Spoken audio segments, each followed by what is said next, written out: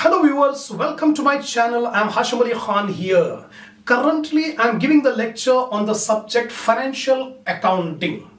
In this subject of financial accounting, I have uploaded the video on the topic bank reconciliation statement. So if you are regularly watching my video, definitely you might have got a good knowledge on the topic of BRS, bank reconciliation statement. If you have not watched, go to the playlist and select that subject. Definitely you will get a lot of knowledge. And presently I am going to start the new topic, very important topic of financial accounting, that is final accounts of a sole trading concern. How the final accounts are prepared, that's what I am going to explain in this video. So keep watching, don't skip in between. Watch till the end of this video, definitely you will get a lot of knowledge. So the viewers who are first time watching my video, I suggest you to go to the playlist of my channel. I have uploaded a number of videos on different subjects of financial accounting, advanced accounting, corporate accounting, cost accounting, and business statistics, financial management, investment management. So many videos I have uploaded. Select your concerned subject, watch the video. Definitely you will get a good grasp on your subject. Now, I'm going to start financial accounting, final accounts of sole trading concern. So this video is very important because the problems are based on the theory which you are learning now. Remember, normally students will skip the theory directly, they'll go to the problem. You will get the knowledge how to take each and every item, where this item will be taken, either trading account or profit and loss account or balance sheet, how to get the balance sheet tallied. That is not the end of the matter. The matter is you must get the knowledge why we are taking that, why we are taking that one, what is the meaning of this term. That is very important. That makes your foundation very strong. Simply getting the balance sheet tallied is not at all end of the matter. That's my suggestion. According to my experience, I'm saying that knowledge of just tallying the balance sheet is not at all helpful. So watch the video till the end. Definitely you will gain a lot of knowledge about the concepts I'm going to explain here.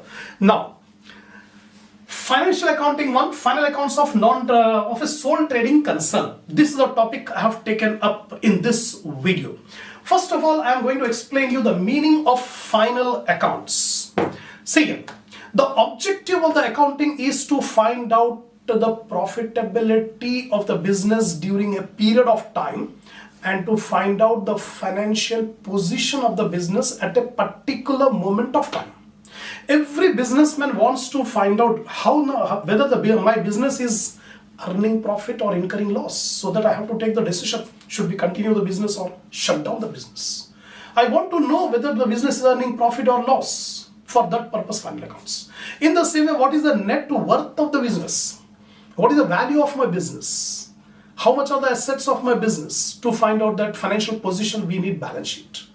So the objective is to find out the profitability and financial position. That's why we make the final account. The trading profit and loss account is prepared to find out the profitability, and balance sheet is prepared to find out the financial position of the business. These two combined together, trading profit and loss account and balance sheet, are called final accounts or financial statements. Financial statements is a very wide term which includes final accounts as well as a number of other schedules, other notes. Now, we are concerned only with final accounts, trading profit and loss account and balance sheet. Why it is called final accounts? 3 reasons are there. The first reason, we can say they are called final accounts because we prepare this account after closing all the nominal accounts. All nominal accounts will close it and we find out the result. That's why it is called final accounts. Secondly, these are final accounts because it is the end of accounting. Accounting will begin from passing the journal entries, preparing the ledger accounts, all these things throughout the year we will make. At the end of the year, we close to find out the result. We prepare the final accounts. Thirdly, the final accounts are these are called final accounts because they show the final result of the operations of the business. These are the reasons why these two, trading profit and loss account and balance sheet, are called final accounts. The first, I have explained you the meaning of final accounts. The next topic, meaning of different concepts. Before making the final accounts, a student must know the meaning of different terms. What are the terms? I'm going to explain you. If you have the knowledge about these terms, then definitely you can easily understand the preparation of final accounts. First term is capital expenditure. What is the meaning of the term capital expenditure? Expenditure incurred on acquiring the asset, or expenditure incurred to increase the earning capacity of the business. Expenditure incurred to get the benefit over a long period of time. That is called capital expenditure. So three things I told you. Expenditure incurred on acquiring the fixed assets. Expenditure incurred on increasing the earning capacity of the business. Expenditure incurred for getting benefit over a long period of time. That is called capital expenditure. Example of capital expenditure are purchase of plant and machinery, purchase of furniture, purchase of equipment, purchase of building, etc., etc., etc. That's all. Capital expenditure. Secondly, revenue expenditure. The expenditure which are recurring, the expenditure whose benefit will accrue to the business within 1 year. The expenditure which is incurred to run the operations of the business smoothly. The expenditure which is incurred to maintain the earning capacity of the business are called revenue expenditure. Again, I repeat, revenue expenditure is a recurring expenditure. Every now and then we have to make the payment, expected expenditure, recurring. Secondly, the earning capacity of the business will be maintained by incurring revenue expenditure. Thirdly, revenue expenditure is incurred for smooth functioning of the operations of the business. That's all. These are called revenue expenditure. Example of revenue expenditure are payment of salary, payment of rent, payment of electricity bill, telephone bill, printing and stationery, which are recurring expenditure, expected expenditure, revenue expenditure. Deferred revenue expenditure. It's the combination of revenue and capital. Deferred revenue expenditure are revenue expenditure, but whose benefit will accrue to the business for more than 1 year.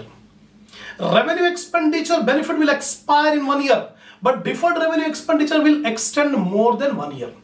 More than 1 year. The benefit will accrue for 3 to 5 years. 3 to 5 years. So the deferred revenue expenditure examples are preliminary expenses. Not preliminary expenses. Heavy expenditure incurred.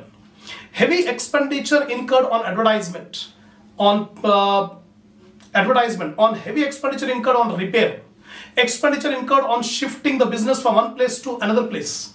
So these are the examples of deferred revenue expenditure. So what will happen? Deferred revenue expenditure will be written off over a period of time. Next, capital receipt. Non-recurring receipt, the receipt which is unexpectedly received or very rarely received, are called capital receipt. Example, a fixed asset is sold and receipts. Fixed asset is sold and amount is received. That is a capital receipt. Loan taken from a bank. That is a capital receipt. Then revenue receipts are recurring receipt. Revenue receipts are recurring receipts, expected receipts. Example, sale of goods is a revenue receipt. Income from investment is a revenue receipt, etc. So these are the terms which you should remember while preparing the final accounts of a non-trading concern. Now, just now I told you final account consists of trading account, profit and loss account and balance sheet. Now briefly I am giving you the explanation regarding the three terms. Trading account. The first part of the final account is trading account. Trading account is prepared to find out the gross profit. And gross profit is the difference between sales and cost of goods sold. From sales, we subtract cost of goods sold, we will get gross profit. When sales are more, then cost of goods sold will get gross profit. If cost of goods sold is more than sales, we'll get gross loss. If COGS is more than sales, gross loss. If sales are more than COGS, gross profit. To find out the gross profit, we prepare trading account. So how to prepare, how to find out the cost of goods sold? Sales already we know. All the sales, whether cash sales or credit sales, we take into account. How to calculate cost of goods sold? Opening stock plus purchases plus direct expenses minus closing stock. So how to calculate cost of goods sold? Take the opening stock, to that opening stock add purchases, to that add direct expenses incurred minus closing stock. You will get cost of goods sold. Direct expenses are those expenses which are incurred to bring the goods at its present location and condition. All the expenditure. Example, in a trading organization, the expenditure incurred in bringing the material to the godown, to the place where goods are stored. So all the expenditure incurred in bringing the goods to its present location and condition are called direct expenses.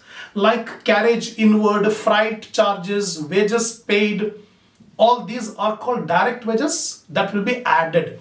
Opening stock plus purchase plus direct expense minus closing stock, you'll get cost of goods sold. So in account, in a trading account, how we make? In a T form. In a T form, we make the trading account. Debit side, we will take opening stock purchases minus purchase returns.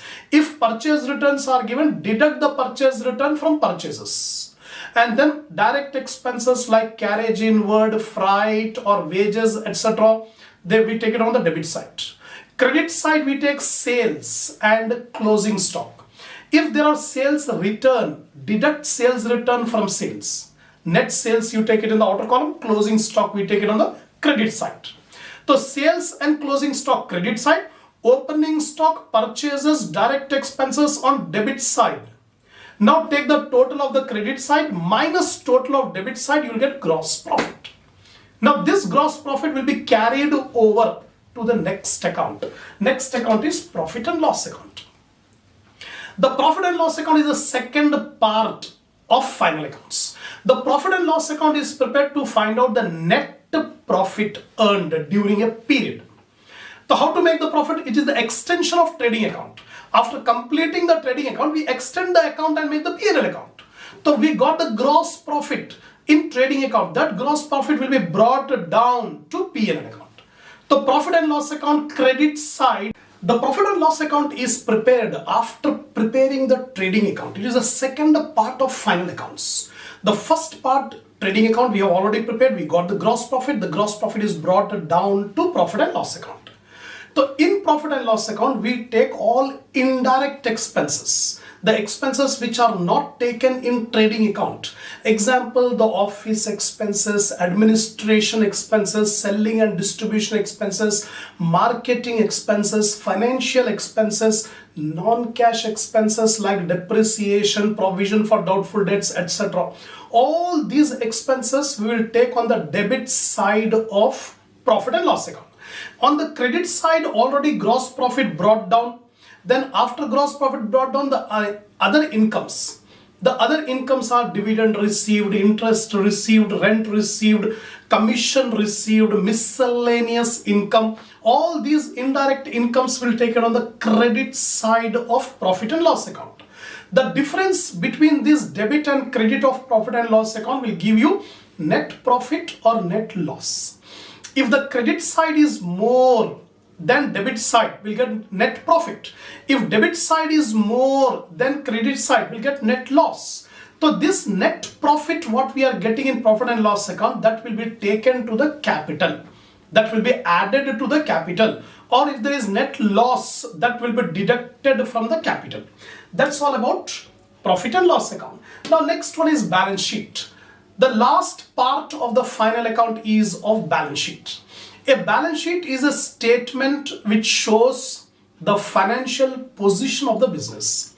Financial position of the business means what is the net worth of the business, how much the business owns and how much the business owes. How much the business owns and how much the business owes. That position is known as balance sheet. It is not an account. It will not show any debit or credit side.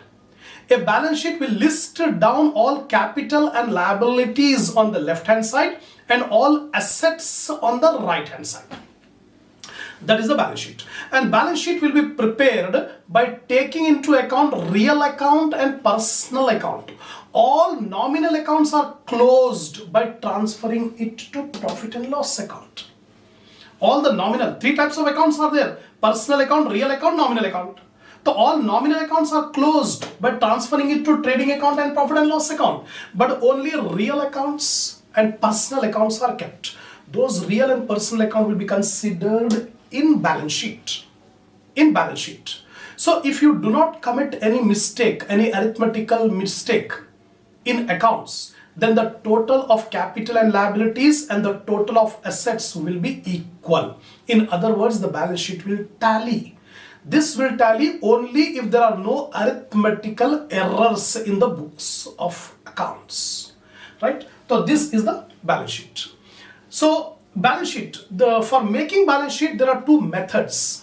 Methods means how the items will be taken on the asset side and liability side. There are no hard and fast rules, but some authors have classified the marshalling of items by two methods. The first method according to liquidity method, and the second method according to permanency method we can say. So these are the two methods of showing the items on assets and liabilities. According to liquidity method, the liquid assets are shown first. Liquid assets ka matlab those assets which can easily be converted into cash. Example, cash in hand, cash at bank, stock, debtors, bills receivable. These are the liquid assets. This should be taken first. After that, we'll take fixed assets like plant and machinery, land and building, furniture, fixtures. All those taken will be last one. This is called liquidity method. Same is the method for liability side. Current liabilities will be shown first. Current liabilities are those liabilities which are payable within a period of 1 year. Example, sundry creditors, bills payable, outstanding expenses, that should be taken first. Then long-term loans, then capital. This is called marshalling of items according to liquidity method. According to permanence method, the permanent or fixed asset should be taken first. Example, goodwill, then land and building, plant and machinery, furniture, fixtures, vehicles, all these items will be taken fixed asset first. Then we take the current assets, stock, debtors, bills receivable, cash in and cash at bank. So first we are taking fixed assets, next we are taking current assets. Same is the case on liability side. First we take capital, next capital will take the loans, after loans we'll take the current liabilities. This is called permanency method of marshalling the items in balance sheet. But it is not a must rule. We can follow any one of the method, either liquidity method or permanency method. That is the balance sheet.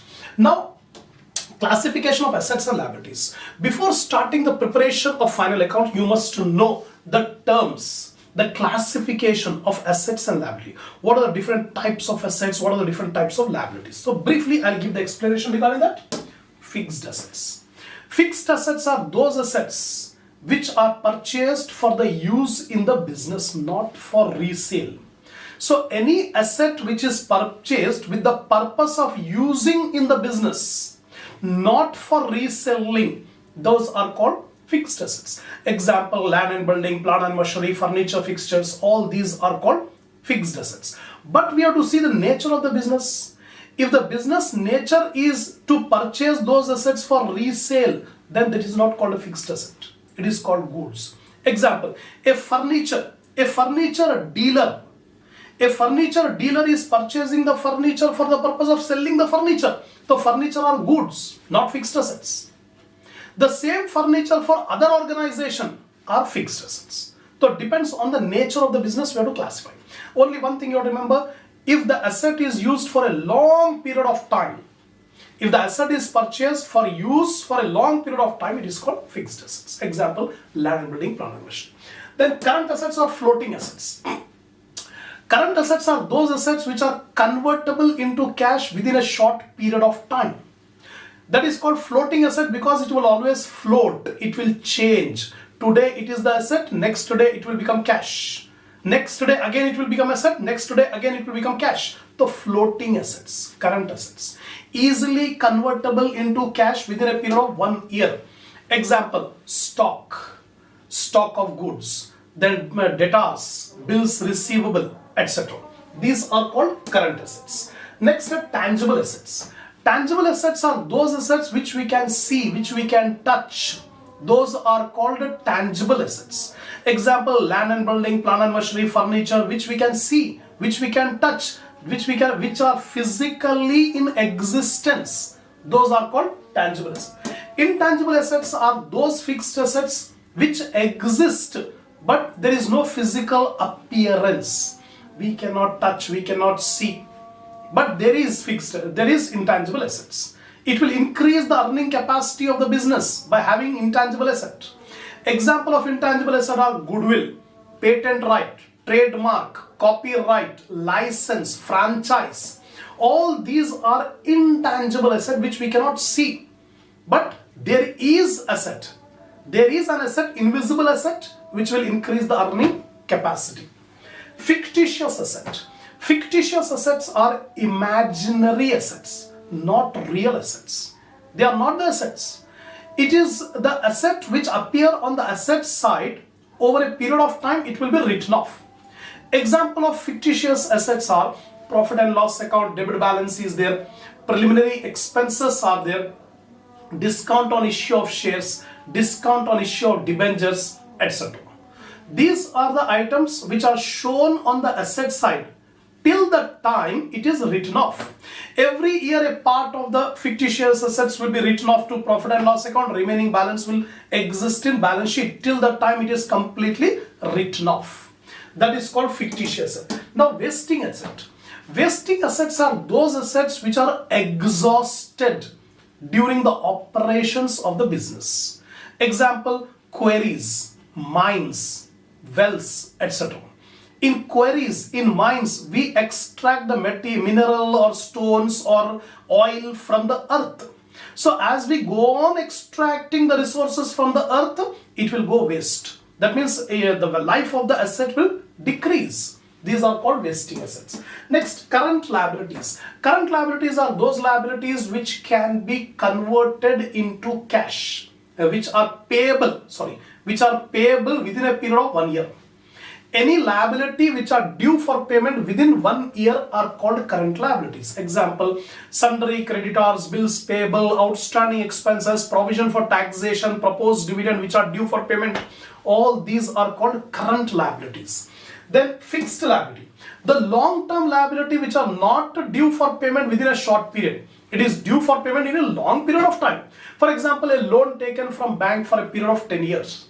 That means you have to make the repayment of the loan after 10 years. It's a long-term liability, fixed liability. Contingent liability. Contingent liability is called conditional liability. The liability at present, it is not an actual liability, but it may become liability on the happening of an event. If the event occurs, then only it will become liability. Otherwise, that will not be a liability. इसका best example है, suppose bill discounted with a bank. Suppose we have received a bills receivable from the customer, and we have discounted the bill with the banker. We got the money. The bill is lying with the banker.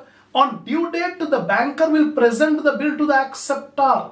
Suppose if the acceptor fails to make the payment to bank, the bank will recover the amount from me. So it will become a liability. So it will become, bill discounted with bank will become a liability only on the happening of the event. What is that event? The acceptor failed to honor the bill.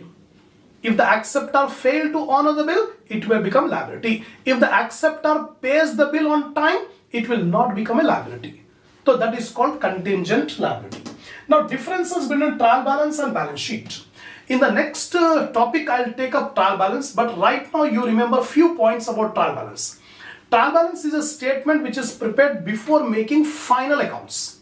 The trial balance shows the arithmetical accuracy of the books of accounts. The objective of making trial balance is to check whether arithmetical errors are there or not.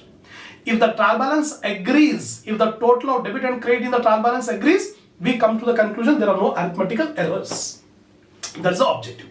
But the objective of balance sheet is to find out the financial position of the business, assets and liabilities of the business. That is the difference between trial balance and balance sheet. Next difference is, normally balance sheet will be prepared at the end of the year. But trial balance normally will be prepared every now and then to check the arithmetical accuracy. In trial balance, we will have two columns, debit column and credit column. All balances taken from ledger having debit balances will be recorded on debit column. All the credit balances in the ledger, we will take it on the credit column of trial balance. So only two columns are there, debit column, credit column in trial balance. But in balance sheet, we don't have any debit and credit column. We have asset side and liability side. That is the difference. One more difference between trial balance and balance sheet is, in trial balance, we take all accounts, personal account, real account, nominal account. Whereas in balance sheet, we'll take into account only two types of account, that is real account and personal account. Nominal account will not come in balance sheet. So these are few differences. Many more differences are there, but few differences I have explained between trial balance and balance sheet.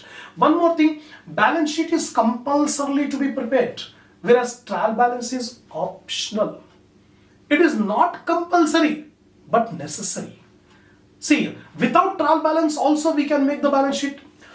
We can directly go to the balance sheet and prepare the balance sheet from ledger balances. But there are chances that errors may arise, so balance sheet may not tally. So it is always better, necessary to make the trial balance before making the balance sheet. Right? That is the difference between trial balance and balance sheet. The next is difference between profit and loss account and balance sheet. Again, the objective of profit and loss account is to find out the gross profit and net profit. Trading account gross profit, profit and loss account net profit. But the objective of balance sheet is to find out the financial position of the business. Second difference, the profit and loss account is prepared for a period of time. That's why the heading we will write on profit and loss account for the year ended. For a period of time, profit and loss account is prepared. But balance sheet is prepared as on a particular date, not for a period. That's why on the heading balance sheet as at or balance sheet as on, we will write on. For the year ended, we won't write. That is the difference. Next difference is, in making profit and loss account, we take all nominal accounts. No personal account, no capital account, real account will be taken in P&L account. Only nominal accounts are taken in profit and loss account. Balance sheet, we won't take a nominal account, we'll take real account and personal account. That is the difference. That is the difference. In profit and loss account, we'll get the balancing figure.